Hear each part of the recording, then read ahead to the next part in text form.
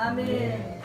예, 오늘 함께 나눌 말씀은 시야의 차이입니다. 시야의 차이라는 제목으로 하나님 말씀 함께 나누도록 하겠습니다.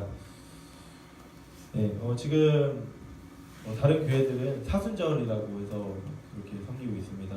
사순절은 예수님께서 부활하시기 전에 이제 주일을 제외한 40일의 시간을 맞이하는데 사순절이 되면은 어디 경건하게 막 보내야 된다라고 이렇게 얘기합니다. 그래서 로마 뭐 그때 이후부터 해서 중세 시대 때는 어떻게 했냐면요, 그때는 막 고기도 못 먹어요. 그래서 고기 못 먹는데 갑자기 슬퍼하는 친구도 있고 한데 그렇게 하고 있는데, 어쨌든 그거는 우리가 딱 사순절이다라고 광고를 계속 넣진 않지만 그거는 뭐 알고 있어야 되기는 합니다. 알고 있어야 되고 부활주일에 그 부활의 기쁨을 또 같이 맞이하기로 했는데, 우리가 뭐 절기를 지금 막 그렇게 강조하진 않고 있어요. 왜냐면은 웃기잖아요. 매년 뭐 그때만 돌아가신 것처럼 매년 딱 1년에 한 번만 십자가의 아픔을 느끼고 나머지는 웃기지 않고 그냥 내가 원하는 대로 살아가는 게 조금 맞지 않다는 생각도 들고 여러 가지 것들 때문에 가장 중요한 건 행사 준비하다가 자꾸 자기들끼리 싸우고 막 그런 거 같아가지고 그렇게 하지 말고, 그거 하다 막 지치고 막 그런 거 같은데 그렇게 하지 말고 한 주 한 주 예배에 더 집중하자라는 실제로 올해도 그렇게 하고 있다는 걸 알고 계시기 바랍니다. 오늘은 시야의 차이라는 제목으로 하나님 말씀 나누도록 하겠습니다. 그래서 지금 사순절 말씀이 지금 연장선상에서 지금 매일 성경 자체도 사순절에 맞춰서 그렇게 하고 있거든요. 설교는 그래서 절기에 맞춰서 그렇게 하고 있다는 것을 알고 계시면 되겠습니다. 사람들은 여행을 다녀올 때 어떻게 얘기를 하냐면요, 내가 여행을 다녀오니까 뭔가 내 시야가 넓어졌다라고 이야기를 하기도 합니다. 얼마 전에 만났던 한 청년은 저에게 어떻게 얘기하냐면요, 저는 사람들과 이야기하고 사람들과 대화하는 것을 참 좋아해요. 왜 좋아하냐면요, 사람들과 이야기하고 대화하다 보면 내가 몰랐던 얘기도 듣고 하면서 내 시야가 넓어지는 기분이 들어요 라고 그렇게 이야기를 합니다. 시야는 사전적 정의로는요, 시력이 미치는 범위라고 이야기합니다. 그러니까 내가 내 시력으로 어디까지 볼 수 있느냐라고 이야기할 수 있죠. 제가 여기서 설교하다가 여기 올라온 이유는 내가 좀 더 뛰어나져야겠다 그렇다기보다는 여기 앉아 있다 보니까 전에 처음에 한 7명 있을 때 다 얼굴을 맞추면서 말씀을 전할 수 있었는데 얼굴이 안 보이더라고요. 그래가지고 여기 위에서 설교를 하니까 시야가 넓어져가지고 뒤에 계신 분들도 다 보일 수 있어서 참 좋습니다. 저는 설교가 하나님 말씀 선포하는 거이기도 하지만 가능한 1대1로 하나님 말씀을 전해줘야 되는데 그러지 못해서 올라와서 전체적으로 전해주는 거라고 생각을 하기 때문에 절대 다수에게 이야기하기도 하지만 한 사람 한 사람에게 하나님 말씀을 전하고 알려주고 하고 싶은 게 제 마음입니다. 어떤 사람들은 생각에 갇혀있는 경우가 또 많이 있습니다. 이런 경우는 자기의 생각이 딱 갇혀 있어서 다른 사람들이 이야기하는 것을 듣지 못하는 경우이죠. 보통 이런 사람들은 자신이 한 경험, 자신이 체험한 느낌에 대해서 갇혀 있기 마련입니다. 그러니까 예를 들어서 여기에 교회에만 있는 거예요. 그래서 교회만 있다 보니까 외국 사람들을 보면 저 사람들은 뭐야 말이 안 돼 라고 생각을 하죠. 그리고 옛날에 그 대륙 간의 횡단이 없을 때는 바다 끝으로 가면 어떻게 된다고 말했었죠? 바다 끝으로 가면은 떨어져 죽는다. 바다 끝은 절벽이다 라고 해가지고 지구는 네모나다 그렇게 얘기하던 시절도 있었죠. 왜 그랬을까요? 왜 그랬냐면 그게 맞는 줄 알았으니까. 왜냐면 거기는 보지 못했으니까. 근데 많은 사람들도 그렇게 자기가 보는 것, 자기가 아는 것이 전부라고 생각하는 경우가 많이 있습니다. 특히나 이제 남자들 같은 경우는 한 40대 이후, 50대, 여자들도 한 40대, 50대 이후는 자기의 생각에 딱 갇혀가지고 남들이 이야기하는 것을 듣지 않는 경우가 많이 있습니다. 여기 계신 분들이 이야기하는 것이 아니라 일반적으로 보면은 어떤 생각의 틀에 갇혀서 정말 물이 아니라 얼음 같은 딱 그런 사람들, 자기 가치관과 자기 고정관념에 갇혀있는 경우가 많이 있습니다. 그래서 사실 10대, 20대 때에는 예수 그리스도를 믿고 영접하는 게 그래도 쉬운데 30대, 40대가 되면은 예수 그리스도를 내 마음 가운데 주인으로 영접하는 게 여간 사실 어려운 일이 아닙니다. 엄청 어렵습니다. 왜? 내가 그동안 살았던 가치관, 내가 그동안 생각했던 가치관은 그냥 이미 굳어져 있는데 나는 A는 B이고 B는 C인 거를 다 알고 있는데 거기에 새로운 가치가 뭐 내가 주인이 아니라 예수님이 주인이라고 이야기하네. 그게 받아들이기 여간 어려운 게 아니에요. 그래서 작년 뭐 성도들이 이렇게 오는 게 어떻게 보면 정말 기적적인 일이에요. 근데 제가 뭐 많은 교회를 다녀보면요, 교회에 앉아 있는 경우는 참 많이 있어요. 교회에 앉아 있는 경우는 많지만 교회만 앉아 있고 여전히 밖에 생활 가운데는 예수님이 주인이 아니라 내가 주인인 채로 그냥 내가 원하는 대로 살아가는 경우가 사실 많이 있다는 것입니다. 그래서 그런 분들 뭐 여기 계신 분들이 아니라 정말 자기의 시야에 갇혀 있는 분들은 누가 말해도 듣지 않습니다. 자신이 살아온 인생이 전부이고 그것이 답인 줄만 알고 살아갑니다. 어떻게 보면 다른 시각으로 해석이 가능한데 말이죠. 지구가 네모나다고 했지만 네모나는 그렇지 않고 동그랗잖아요. 사실 돌고 돌다 보면은 뭐 온 세상 어린이를 다 만나고 오겠네, 뭐 이런 노래처럼 다 만나고 올 수 있다는 시각으로 바뀌게 된다는 거죠. 충분히 다른 시각으로 해석이 가능한데 우리는 우리가 봐왔던 가치관 가운데만 싹 갇혀 있을 때가 많이 있다는 것입니다. 그래서 오늘 본문을 보면요, 17절을 보면요, 예수께서 예루살렘으로 올라가시려 하실 때 어떻게 했냐면요, 12제자를 따로 데리시고 길에서 이르시되 보라, 우리가 예루살렘으로 올라가노니 인자가 대제사장들과 서기관들에게 넘겨짐에 그들이 죽이기로 결의하고 이방인에게 넘겨주어 그를 조롱하며 채찍질하며 십자가에 못 박게 할 것이나 제3일에 살아나리라 라고 이야기를 하셨습니다. 그러니까 예수님께서 제자들에게 이제 따로 데리고 길에서 말씀하시는 거예요. 야, 이제 예루살렘 갈 거다. 예루살렘 갈 건데 이제 대제사장 서기관들에게 넘겨줄 것이고 그들이 나를 죽이기로 결의하고 이방인들에게 넘겨주어서 그들이 나를 조롱하며 채찍질하며 십자가에 못 박혀 죽을 것이다. 그리고 다시 살아날 것이다 라고 그렇게 이야기를 했다는 것입니다. 그렇게 이야기를 했을 때 제자들의 반응이 어떠했을까요? 나는 곧 죽을 것이다. 그리고 다시 살아날 것이다 라고 했을 때 제자들 같은 경우는 시야가 갇혀 있었다는 것입니다. 그렇기 때문에 예수님께서 죽으시고 다시 살아나신다는 사실이 말이 안 된다는 것입니다. 예. 그래서 이 이야기를 처음 한 것도 아니고 3번이나 했습니다. 그리고 제자들은 사실 성경을 쭉 훑어보면 아시겠지만 지금 십자가에 돌아가신 예수님을 쫓은 것이 아니라 어떤 예수님을 쫓았냐면요, 로마의 식민 통치에서 나를 이제 살려주실 예수님을 쫓았다는 것입니다. 그러니까 살려줬다는 게 뭐 나의 영혼을 살리는 거 그거 필요 없었어요. 그게 아니라 식민 통치에서 구원해 주실 예수님을 쫓아가고 있었다는 것입니다. 식민 지배에서 이제 구원은 충분히 가능해 보였거든요. 막 오병이어 기적도 행하시고 막 죽은 자도 살리시고 막 그렇게 하셨기 때문에 오, 이분이라면은 지금 로마의 식민 통치에서 이제 이스라엘을 이끌어줘서 이제 하나님의 나라 그렇게 해가지고 내가 정말 이 사람을 따르면은 내가 뭔가 영광 받을 수 있겠다, 그런 시각을 가지고 있었다는 것입니다. 그렇기 때문에 죽겠다는 얘기는 말이 안 되는 얘기죠. 그리고 또 부활한다는 것 자체가 이해가 안 되는 거죠. 예. 이미 뭐 죽은 자가 다시 살아나는 것을 봤음에도 불구하고 에이 그거는 뭐 말이 안 된다라고 했다는 거죠. 이 이야기는 처음 한 것도 아니고 3번씩이나 했습니다. 조금 뒤로 몇 장 넘겨주셔서 마태복음 17장 22절에서 23절을 보면요, 제가 읽어드리겠습니다. 17장 22에서 23절입니다.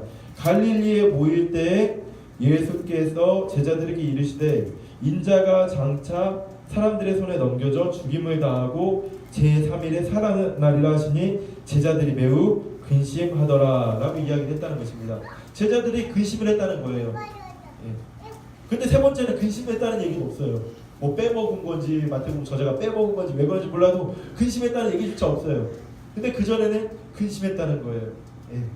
매우 근심했다는 거예요. 제자들은 부활에는 관심이 없었고 전혀 그러한 사실에서 몰랐기 때문에 근심을 하긴 하지만 그냥 그걸로 끝났다는 거예요. 그리고 또 하나 또 좀 전으로 살펴봐서 16장 21절에도 이제 예수님께서 말씀하십니다. 뭐 예수 그리스도께서 자기가 예루살렘에 올라가 장로들과 대제사장들과 서기관들에게 많은 고난을 받고 죽임을 당하고 제3일에 살아나야 할 것을 제자들에게 비로소 나타내시니, 예, 이렇게 처음 얘기했다는 거예요. 처음 얘기했을 때는 어떤 반응을 보였냐면요, 22절입니다. 16장. 베드로가 예수를 흔들고 항변하여 이르되 주여 그리마옵소서, 이 일이 결코 주께 미치지 아니하리이다 라고 얘기했다는 거예요. 이게 항변했다는 게 그 주석이 어떻게 했냐면요, 막 멱살이 자꾸 흔들었다는 거예요. 처음 들어서 깜짝 놀랐겠죠. 처음 들어서 깜짝 놀라가지고 멱살, 아니 주님 무슨 얘기 하십니까? 주님이 어떻게 십자가에 못 박혀 달려 죽으십니까? 그건 말이 안 됩니다 라고 멱살을 잡고 항변했다는 거예요. 그때 이제 예수님께서 베드로에게 뭐라고 말씀하시냐면요, 예수께서 돌이키시며 이르시되, 베드로에게 이르시되, 사탄아 내 뒤로 물러가라. 너는 나를 넘어지게 하는 자로다. 네가 하나님의 일을 생각하지 않고 도리어 사람의 일을 생각하는도다 라고 이렇게 이야기를 했다는 거죠. 예수님은 베드로에게 사탄아 내게 물러가라. 네가 하나님의 일을 생각하지 않고 사람의 일을 생각해서 나를 넘어지게 하려는 자다라고 이렇게 이야기를 했다는 거죠. 근데 베드로가 신앙이 없는 사람이었냐면요, 없는 사람이었냐? 그게 아니라는 거예요. 바로 앞에 보면요 뭐라고 되어 있냐면요, 예수님이 이제 제자들에게 이르시되 너희는 나를 누구라 하느냐라고 할 때 베드로가 뭐라고 고백했냐면요, 주는 그리스도시요 살아계신 하나님의 아들이시니이다 라고 그렇게 고백을 했다는 거예요. 같이 한번 읽어볼까요? 16절입니다. 16절 시작. 시몬 베드로가 대답하여 이르되 주는 그리스도시요 살아계신 하나님의 아들이시니이다 라고 이야기했다는 거예요. 베드로가 신앙이 없는 사람이었냐? 그게 아니라는 거예요. 그럼에도 불구하고 이런 문제, 이런 어려움이 찾아왔다는 것은 왜 그랬을까요? 그리고 처음에는 붙들고 항변했고, 두 번째는 매우 근심했지만, 세 번째는 어떻게 보면 신경도 안 썼다는 거죠. 아, 또 저러시나 보다. 또 그러시나 보다. 또 죽으신다나 보다 라고 했다는 거죠. 이렇게 이런 일이 발생할 수밖에 없던 이유는 뭐냐면요, 바로 시야의 차이 때문입니다. 예수님의 죽음에만 집중하고 있고요, 예수님의 부활에 대해서는 지금 생각을 하고 있지 않다는 것입니다. 우리도 때로는 그럴 때가 많이 있어요. 예수님께서 죽으셨으니까 나도 죽음 가운데 고통만 당해야 되나? 라고 생각하고, 예수님께서 다시 부활하셨다, 예수님께서 다시 살아나셨다, 그렇기 때문에 나에게도 부활 소망이 있다 라는 사실을 망각하고 살아갈 때가 너무나 많이 있다는 것입니다. 이어지는 본문에 대해서 얘기하고 좀 더 다시 살펴보도록 할 건데, 이어지는 본문은 참 재밌습니다. 예수님께서 나 죽일 거야 라고 하는데 무관심이 끝이 아니라 야고보와 요한의 어머니가 아들들을 데리고 와서 예수님께 구합니다.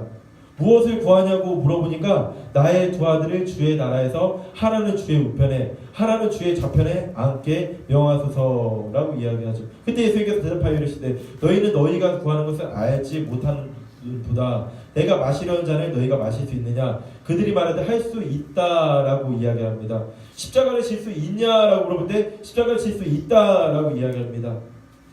그 두 제자뿐만이 아니라 24절을 보면요, 10제자가 됐고 그 두 형제에 대하여 분이 여기거늘이라고 이야기함으로써 12제자는 한 팀이다 라는 인상을 받게 말합니다. 왜요? 내가 주의 좌편에 내가 주의 우편에 앉을 건데 네가 먼저 선수쳐 하고서 분이 여겼다라고 이야기를 하고 있습니다. 예수님께서는 제자들을 불러서 이야기하십니다. 이방인들은 주관하고 권세를 부린 줄 알지 않냐? 하지만 그것은 옳지 못하다. 너희 중에 크고자 하는 자는 너희를 섬기는 자가 되고 너희 중에 으뜸이 되고자 하는 자는 너희의 종이 되어야 하리라 라고 말씀하십니다. 마지막으로 감동적인 메시지를 전하십니다. 인자가 온 것은 섬김을 받으려 함이 아니라 도리어 섬기려 하고 자기 목숨을 많은 사람의 대속물로 주려 함이다 라고 말이죠. 아멘. 오늘 제자들의 생각이 다른 이유는 여러 가지로 설명할 수 있겠지만 오늘은 시야의 차이 관점으로 함께 살펴보도록 하겠습니다. 예수님이 저라면은 저는 참 답답했을 것 같습니다. 예수님께서 나는 죽을 것이다 라고 이야기를 하고 있는데 지금 다시 살아날 것이라고 이야기하고 있는데 그런 이야기는 전혀 관심이 없습니다. 자신들이 얻어야 할 것에만 집중하고 있습니다. 계속 죽일 것이다 라고 말씀하시고 다시 살아날 것이다 라고 말씀하시는데도 불구하고 그런 이야기는 전혀 관심이 없습니다. 자기들이 얻어야 될 것들, 그러니까 자기들이 받아야 될 것들에만 관심이 있다는 것입니다. 우리도 이럴 때가 많이 있습니다. 우리도 예수님께서는 다시 죽고 다시 살아나셨는데 그것에 관심이 있다기보다는 내가 바라는 것들, 내 기도 제목에만 관심이 많이 있다는 것입니다. 예수님께서는 지금도 죽을 것이다 라고 이야기했는데 갑자기 그 세베대의 아들 야고보와 요한, 그 아들의 어머니가 왔다는 경우도 있고, 또 다른 성경에는 또 그 둘이 물어봤다라고도 이야기하고 있는데, 어쨌든 그 두 제자들은 어떻게 이야기를 하고 있다고요? 저를 주의 좌편에, 저를 주의 우편에 앉게 하시옵소서. 자기의 영광만 구하고 있다는 것입니다. 그리고 또 다른 성경에는 또 뭐라고 되어 있냐면요, 여기 뭐 하나님의 나라라고 되어 있지만 주의 영광 중에라고 이야기를 하고 있습니다. 그러니까 영광 중에 있을 때 무슨 상황일까요? 힘들 때 말고, 십자가 질 때 말고, 영광 중에 있을 때 좌편에 우편에 앉게 해주세요 라고 이야기를 하고 있다는 것입니다. 우리도 이럴 때가 많이 있습니다. 예수님은 십자가를 지셔야 되는데 예수님께서 십자가 지신 거는 관심이 없습니다. 뭐에 관심이 있냐? 나의 기도 제목에만 관심이 있다는 것입니다. 이런 일들이 왜 일어나냐면요, 바로 시야의 차이이기 때문입니다. 요한복음 1장 1절을 보면 태초에 말씀이 계셨고 라고 이야기하고 있습니다. 그 다음에 말씀이 육신이 되어 이제 그분이 예수님이다 라고 말씀을 하고 있는데요, 예수님께서는요 어떻게 하셨냐면요, 옛날부터 막 살아계셨어요. 그래가지고 이제 예수님은 다시 부활할 것도 알고 있었어요. 그래서 계속 부활에 대해서 이야기를 하고 계셔요. 하지만 제자들은 그런 걸 본 적도 없어요. 경험하지도 않았어요. 그렇기 때문에 좀 제자들의 입장에서 합리화시키자면은 이게 좀 어떻게 보면 당연할 수도 있습니다. 뭐 죽는다고 하지만, 아프다고 하지만, 다시 부활한다고 하지만 그걸 본 적도 없고, 그냥 나는 예수님 뭐 좋아서 따르고 예수님이 이 땅에서 어려움들을 극복해 주실 예수님이라고 믿고 의지하면서 나아가는데 라고 생각을 할 수 있다는 것이죠. 그 제자들은 나중에 어떻게 했나요? 예수님께서 십자가에 못 박혀 달려 돌아가실 때 혹여나 다를까 다들 배신했습니다. 하지만 그 이유는 어떻게 했을까요? 부활하신 예수님을 만나고 성령 충만 받은 후에는 지금 말씀대로 나를 따르고자 하는 자는 더 섬기는 자가 되고 라는 말씀을 실천해서 더 섬기다가 어떻게 하셨나요? 어떻게 했나요? 다들 순교했다는 거예요. 베드로는 거꾸로 십자가에 못 박혀 달려 죽었다는 거예요. 지금 이 말씀이 상당히 불편하신 분들도 많이 계실 겁니다. 나는 예수님 믿는 게 이러려고 믿는 게 아닌데, 여기 나오는 제자들처럼 내 소원 정도 이루어졌으면 좋겠는데, 내 기도 제목 정도 이루어졌으면 좋겠는데 하고 다니시는 분들도 많이 있을 거예요. 근데 오늘 말씀에 이어서 나오는 말씀이 어떤 말씀이냐면요, 그들이 여리고에서 떠나갈 때 큰 무리가 예수를 따르더라. 맹인 두 사람이 길가에 앉았다가 예수께서 지나가셨다 함을 듣고 소리질러 이르되 주여 우리를 불쌍히 여기소서 다윗의 자손이 하니 할 때 예수께서 머물러 서서 그들을 불러 이르시되 너희에게 무엇을 하여 주기를 원하느냐 이르되 주여 우리가 눈뜨기를 원하나이다. 예수께서 불쌍히 여기사 그들의 눈을 만지시니 곧 보게 되어 그들이 예수를 따르니라 라고 이야기했다는 것입니다. 중요한 것은 뭐냐면요, 예수님께서는요 여러분들의 현재의 아픔과 현재의 고통 또한 주목하여 집중하고 계십니다. 그것도 분명히 주목하여 계신 것도 맞고, 근데 예수님이 여러분들이 사랑하시기 때문에 진정으로 여러분들의 주고자 하신 것이 무엇인지를 캐치해야 된다는 것입니다. 진정으로 우리에게 주고자 하는 것은 우리가 잘 먹고 잘 사는 것 또한 중요하지만 내 마음에 하나님 나라를 소유해서 내가 정말로 기쁘고 행복하고 매일매일 기쁘게 살아가는 것을 바란다는 것입니다. 한 성도가 저한테 그런 얘기를 하더라고요. 전도사님 매일 기쁘시잖아요. 사실 제가 매일 기쁜 편이긴 해요. 하지만 저도 힘들 때도 있어요. 어려울 때도 있어요. 그럼에도 불구하고 성도님들이 보기에 매일 기쁜 인상을 받을 이유는 뭔지 제가 한번 고민을 해봤더니, 그래서 제가 제 안에 하나님 나라를 소유하고 살아가려고 하다 보니까 이 땅의 돈, 이 땅의 명예, 이 땅의 어떤 권력 그런 것을 탐하지 않다 보니까 행복해지더라고요. 내 안에 이미 다 얻었기 때문에 더 얻을 게 없기 때문에 행복하더라고요. 그 얻은 것은 예수님의 사랑이고, 정말로 예수님께서는 진정한 행복을 우리에게 주기를 원하십니다. 그렇기 때문에 자꾸 이야기하시는 거예요. 한 번만 이야기하는 것이 아니라 3번이나 이야기를 하시는 거라고요. 별거 아니면 한 번만 얘기하고 알겠죠. 듣기 싫으면 말아. 근데 예수님은 계속 제자들이 듣지 않아도 야, 나 죽을 거야. 야, 나 그리고 부활할 거야. 다시 살아날 거야. 이거를 3번이나 반복해서 이야기를 하고 있다는 거예요. 근데 멱살 잡고 항의했음에도 불구하고 매우 근심하는 것을 알았음에도 불구하고 예수님께서 또다시 나 십자가에 못 박혀 죽고 다시 살아날 거야 라고 그렇게 이야기를 하고 있다는 것입니다. 근데 우리는 어때요? 자꾸 갇혀있어요. 어떤 시야, 내가 살아온 환경, 내가 살아온 가치관 가운데 갇혀있다 보니까 그거를 극복하지 못하고 왜 죽어요? 왜 무슨 일이에요? 라고만 말하고 있을 때가 너무나 많다는 것입니다. 제가 얼마 전 아니고 예전에 한 사람 이야기를 들었어요. 한 사람 이야기를 들었는데 막 이야기를 듣는데 뭐 너무 답답해요. 왜 답답하냐? 뭐 제가 막 그렇게 잘난 것도 아닌데 이 삶의 울타리 안에서 계속 헤매고 있어요. 내가 이게 힘들고 저게 힘들고 저게 힘들고 저게 힘들고 저게 힘들고 그 안에서 계속 가운데서만 돌고 있어요. 제가 그 친구한테 뭐 얘기를 해준 것 중에 하나가 어떤 얘기를 해줬냐면요, 당신의 사랑이 더 필요한 것 같다. 지금 골다공증 환자다. 마음의 골다공증 환자다. 사랑이 너무나 필요한 것 같다. 사랑으로 채워져야 된다. 그리고 교회를 다니시는데 뭐 거기 교회는 신기하더라고요. 성경 공부를 못하게 한대요. 이 단어 아니에요. 제가 잘 아는 교회이기 때문에. 그런 건 아니에요. 성경 공부를 못하게 한다는 거예요. 네? 우리가 제자들과 다른 게 무엇인가요? 제자들은 그 당시에 이 시대 가운데 그냥 앞에 있었지만 제자들과 다른 것은 우리에게 하나님의 말씀이 있다는 사실입니다. 아멘. 우리가 어떻게 예수님에 대해서 알고 우리가 어떻게 하나님에 대해서 알 수 있을까요? 바로 성경 말씀을 통해서 가능하다는 것입니다. 아멘. 그것이 지금 안 되는 경우가 있기 때문에 제가 이 말씀을 그래도 이렇게 먹어가지고 여러분들이 먹을 수 있는 걸로 요리해가지고 제가 나름대로 드리는 것일 뿐입니다. 기본은 성경이에요. 아멘. 변하지 않는 진리, 아멘. 성경. 우리는 그걸 알고 있잖아요. 아멘. 그렇기 때문에 우리가 그 사람들과 제자들과 다르다는 것입니다. 어떤 한 분이 저에게도 막 임명 상담을 요청해서 막 자기 얘기를 들으면 뭐라고 하냐면요, 자기 얘기를 들으면은 막 너무 무거워서 막 사람들이 막 더 이상 읽지 않고 대답을 안 한대요. 그래서 막 자기 얘기를 해요. 많이 답답하고 힘드시죠? 제가 뭐라고 했냐면요, 아니요, 하나도 안 답해요. 하나도 안 힘들어요. 왜 안 힘들고 왜 안 답답하세요? 당신보다 힘든 사람 너무나 많거든요. 왜냐면 제가 얘기 듣는 경우는 너무나 힘든 케이스들이 많으니까 거기 별로 안 답답한 거예요. 근데 자기 안에만 지금 감춰져 있는 거예요. 자기 문제가 최고 힘들 거라고만 생각하고 거기서만 억눌려 있는 거예요.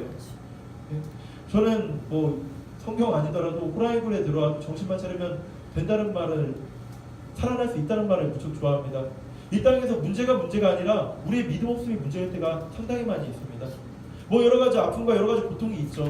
근데 지금 내가 뭐 어떤 목에 칼이 들어왔나요? 그런 같은 기분을 느낄 때도 있죠. 근데 우리가 거기에서 머물러 있는 것이 아니라 극복을 해야 된다는 것입니다. 아멘.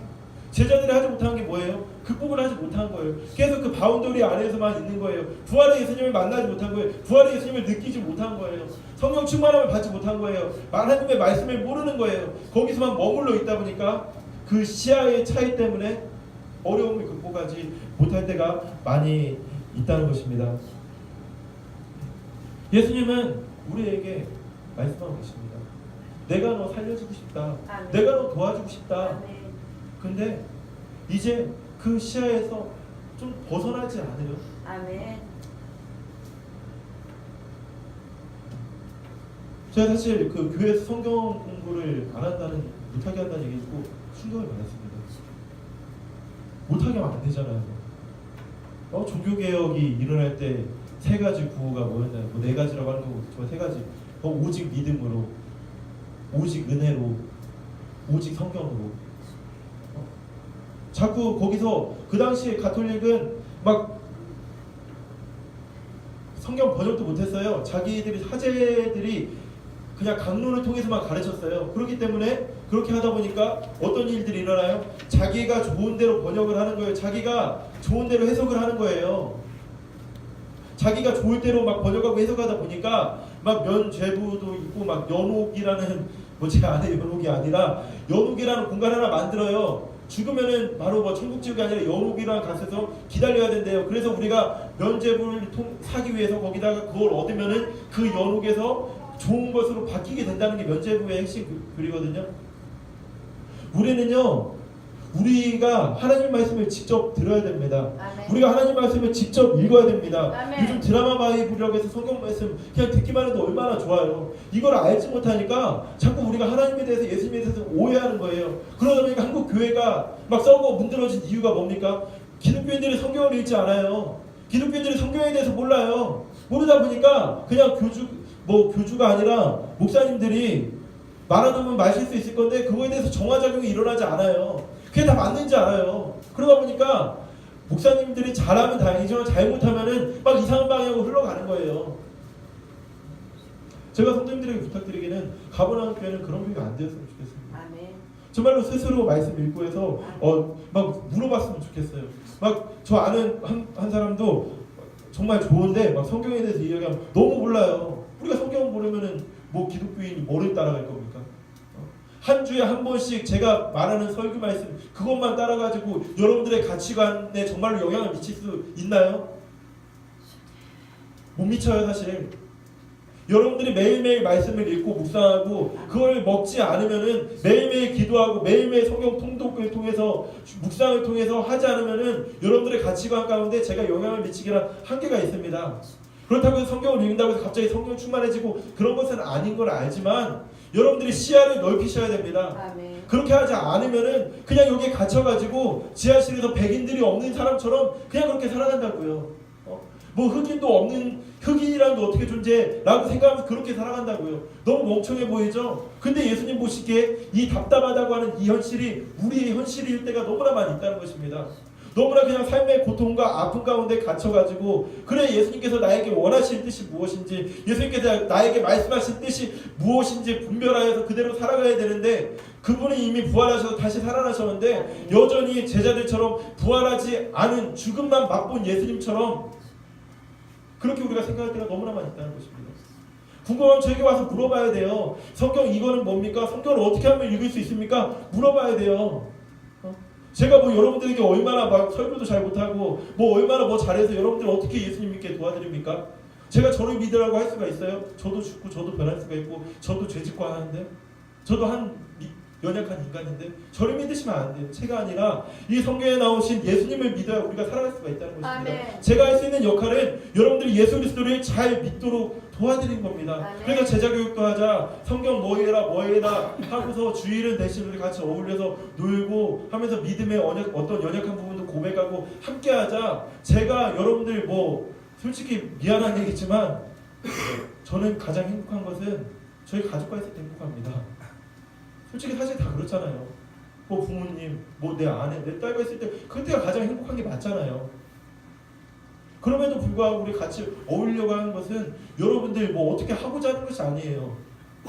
그게 아니라 함께 그래도 같이 나누고 주일을 또 한 가족이 되어서 그렇게 하고자 하는 것뿐이지 제가 어떤 교회를 세워나가고 하는 것 가운데 뭐 찬양도 우리가 감성과 이성이 같이 있잖아요. 이성적으로 성경 말씀을 알아야 되는데 감성적으로 내가 주님께 사랑을 고백하는 거 너무 필요한 것 같아서 찬양 연습도 하고 하는 것뿐이지 가장 중요한 것은 저는 여러분들이 예수님을 잘 믿어야 된다는 것입니다. 아멘. 예수님이 어떤 분이신지 잘 알아야 된다는 것입니다. 아멘. 잘 모르면 자꾸 오해해요. 아, 나 그러면 죽어서만 예수님 믿으면 되네.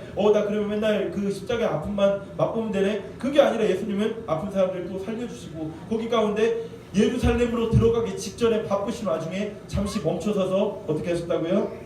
그를 불쌍히 여기사 고쳐주셨다는 거예요. 사랑하는 여러분들의 어떤 아픔과 여러분들의 고통이 있습니까? 어떤 친구가 저한테 또 그런 질문 하더라고요. 저 너무 힘든데 저 너무 아픈데 기도 좀 들어주지 않아요. 기도도 열심히 하시거든요. 근데 예수님께서 그 아픔, 그 기도 다 들으셨습니다. 그러면서 또 가만히 있기보다는 성경의 인물들이 어떻게 했는지 여기도 가만히 있지 않고 그 말렸을 때까지 나를 고쳐주시옵소서 말했듯이 한번 부르짖어서 기도해보고 그러면 내가 이 환경을 극복하기 위해서 성경에 따른 인물들 요셉이 감옥에 갇히고 요셉이 누명을 쓰고 요셉이 형들한테 질투받아서 죽을 위기에 처했을 때 어떻게 했는지 그럼에도 불구하고 자기의 맡겨진 것들 가운데 최선을 다했던 그 시각으로 시야를 넓혀가지고 그럼 나도 이렇게 해야겠습니다 하면서 그러면서 요셉이 기도까지 하고 하나님께서 지혜 주셔서 위기도 극복하고 그 말씀을 우리가 그대로 살아가는 그 시야를 극복해야 되는데 우리는 너무나 주저앉아 있다고요. 사랑하는 성도님들 시야를 넓히셨으면 좋겠어요. 아멘. 아직도 뭐 지하 12층, 13층에서 그냥 가만히 내 눈앞에 보이는 뭐 내 아내가 전부이고 내 딸이 전부이고 그래 내 주머니에 돈이 없으니까 나는 그냥 힘든 사람이고 뭐 우리 부모님 뭐 돈도 없고 하다 보니까 나는 힘든 사람이고 나는 뭔가 극복할 게 없는 그런 사람이라고만 그냥 생각하고 계십니까? 여러분들은 그런 존재가 아닙니다. 여러분들은 소중한 사람입니다. 아멘. 여러분들은 특별한 사람입니다. 여러분들은 존귀한 사람입니다. 아멘. 왜요? 여러분들은 주님의 자녀라고 성경 말씀에서 말씀에 기록되어 있기 때문에. 아멘. 그것 하나만으로도 여러분은 충분한 사람입니다. 아멘. 근데 왜 주저앉아 있냐는 거죠. 왜 지금도 엎드려 있고 아파하고 힘들어하고만 있냐는 거죠. 예수님의 마음을 알면 우리가 그렇게 있을 수 없다는 거예요. 예수님의 마음을, 하나님의 나라를 소유하면 우리가 그렇게 있을 수 없다는 거예요. 하나님의 나라를 소유했으면 그래 나도 하나님 덕분에 살았다. 그래 그럼 나 이제 누구를 행복하게 해줄까? 그래 나는 무엇을 할 수 있을까? 그렇게 고백할 수 있다는 거예요. 근데 시야가 좁고 시야가 없기 때문에 여전히 그냥 내 삶 가운데 힘든 그 고통 가운데만 그냥 끝난다는 거죠. 사랑하는 성도님들, 가버나움 교회를 세운 사명이 있습니다. 목적이 있습니다. 아멘. 그것은 하나님을 잘 믿고 예수님을 잘 믿고 아멘. 이제 힘들어가 아파하는 사람들 많이 세워지는 것입니다. 아멘. 구약 성경을 쭉 묵상하다 보면 많이 나오는 단어가 정의와 공의, 공평한 추, 가난한 자, 고아. 왜 나옵니까? 그들이 하나님 백성이기 때문에. 아멘. 예수님을 믿든 안 믿든 그것과 상관없이 그들은 하나님의 백성입니다. 아멘. 그들에게 우리가 가서 복음을 전해야 되고 그 복음을 전하는 것은 정의와 공의를 행하고 공평한 추를 가지고 이제 가난한 자, 고아, 도우신 분을 돕고 사랑을 베풀고. 아멘. 그게 주님의 뜻입니다. 성경을 잘 모르니까 예수 천국, 불신 지옥 그 단어에만 혼란이 돼서 나 천국 가기 위해서 예수 믿겠습니다. 나 천국 가기 위해서 주일날은 절대 빠지지 않겠습니다. 나 천국 가기 위해서 11조는 반드시 하겠습니다.